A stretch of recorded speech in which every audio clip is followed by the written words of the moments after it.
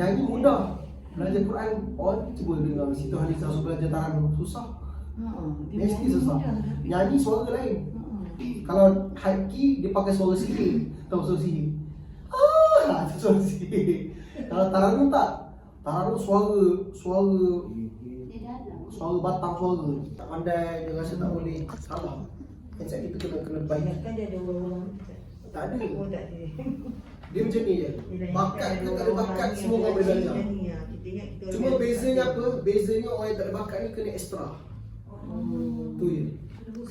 Kena usaha keras lebih sikit daripada orang yang bakat. Orang bakat mungkin setahun boleh jadi. Orang tak ada bakat 2 tahun, 3 tahun.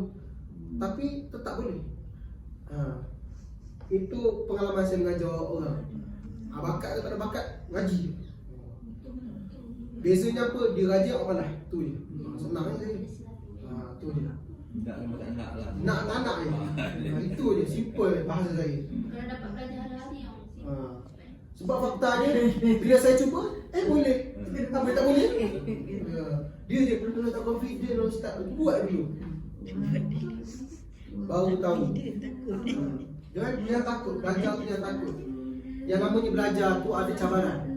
Kalau tak ada cabaran orang tak belajar. Ada cabaran baru orang belajar. Oh ni benda baru ni.